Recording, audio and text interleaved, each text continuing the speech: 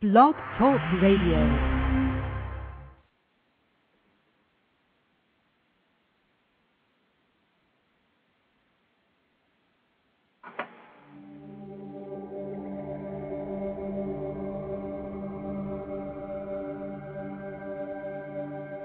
Welcome to Third Eye Live.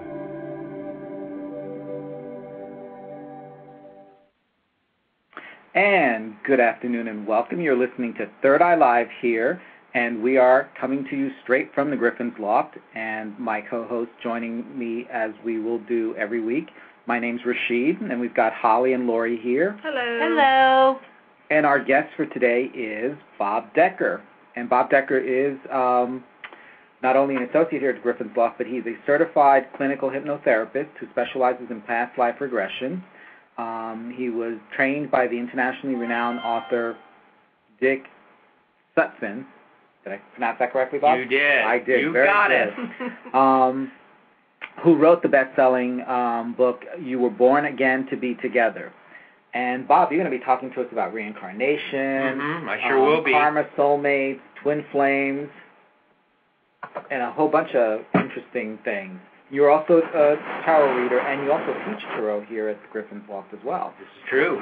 So, talk to us, Bob. What exciting things are going on with past life regression? Oh, my God. What a topic. What a topic. Past life regression in and of itself is very exciting. You know, yes, it's a lot of myths surrounding it, a lot of misconceptions, a lot of fear, a lot of excitement, a lot of curiosity. You mentioned, it's interesting. It's very, very interesting when I meet people and I tell them what they do, what I do, you know, they're like, wow, that's really neat. I always wanted to try that. Or they'll say, does that mean you got to hypnotize me? Uh-huh. Oh, no. They think they're going to come out barking like dogs, right? Exactly. Or they're afraid they won't come back at all. You know, or they'll come back with their minds twisted into pretzels or something. And see, I wouldn't be afraid of not coming back. I would just be afraid that I'd come back and remember things that I don't want to remember. True. So do you have to be hypnotized in order to have a past life regression? You have to go under? No. You know, to do two things here. Okay, number one, you do not have to be hypnotized to do a past life regression. There are several circumstances where you could spontaneously past life regress. One would be drugs. Not that I'm advocating you take large amounts of LSD or psychedelic mushrooms, but I mean that could trigger. Well, that's the thing in the ancient days, the mushroom, and then even the shamans with the ayahuasca. Yeah, so definitely. How about peyote? Peyote, any of that, any of those psychoactive agents could trigger a past life experience. Okay. The other way it could happen, potentially, and this actually did happen. Brian Weiss, the famous psychiatrist who does past life regression, his first regression was not hypnotic. It was while he was receiving shiatsu massage. And the deep relaxation of the massage just spontaneously triggered past life memories. Wow. Interesting. Because I guess it was held deep within the cell or the muscle, and then it was released. You think that's what the energy was like? Well, that's a possibility now. If that massage therapist was working on a part of his body that held that muscle memory that was encased in his body armor, that's a possibility. It also could just simply be from the deep relaxation. If he's getting like an hour and a half, 2 hour massage, the soothing music's going, the aromatherapy, you know, that could very well trigger a very profound experience. Well, sure. It's like somebody. It's like anything else. If you go into really deep meditation, you're able to travel. There's so much that you can do. The mind slips into that subconscious level. So. Right. So you could spontaneously do. I mean, if you sat and meditated long enough, I mean, very, very deep state, like in a monastery type situation. I imagine those Zen monks, you know, Tibetan monks. I'm sure they have. Oh yeah. Experiences with their past lives. I'm sure. I guarantee you. Those memories come up. Just they're trained to ignore that and to go for the deeper state. They're trained not to take note of that and to go after whatever you want to call it, enlightenment, nirvana, satori, whatever you want to define it. Now, do you find that most of the people that come in for past life regression are doing it for healing purposes or more out of curiosity? It's both. A large percentage of my people come to me for curiosity. So much so at one point I was jokingly saying I should get a cap to put on my head that says Astro Tours. Come find out what you did in the past, right? Exactly. And that's what a lot of people have said to me. They say, I don't really have a big burning issue, Bob. What I want to do is I just want to see what it's about. I want to find out what past lives I had, if I had a past life. That's a lot of times what people say. And is it going into the Akashic records in order to do this? Well, the Akashic records, to define that, are basically our energy body in which all knowledge of our soul history is contained. Okay? Now, we can access those records directly through prayer and meditation, which is what Akashic record readers do. What we're doing with what I do, which is hypnosis, we're basically going into deep mind. We're tapping into the subconscious where all memories are stored.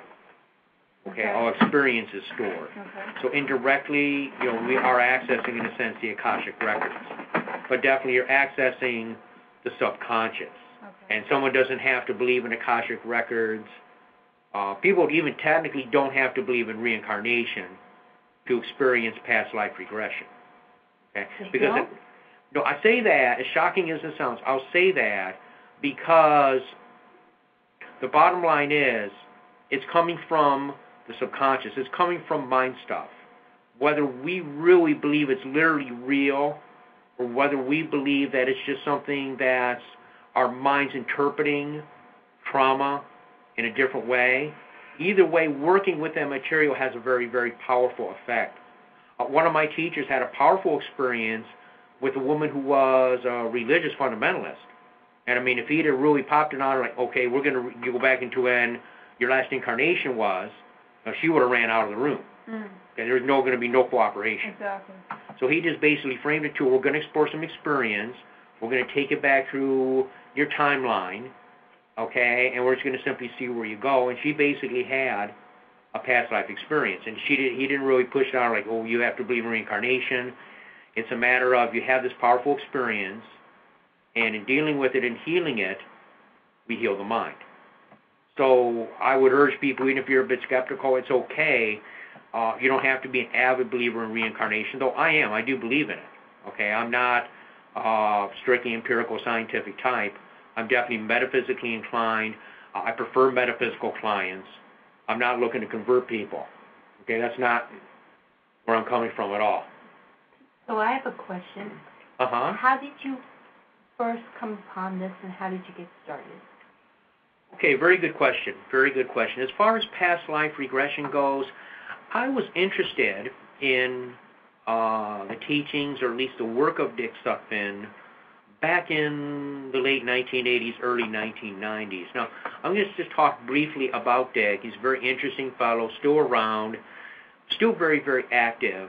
He wrote a book in 1976 called You Were Born Again to Be Together. The book was a million-selling bestseller.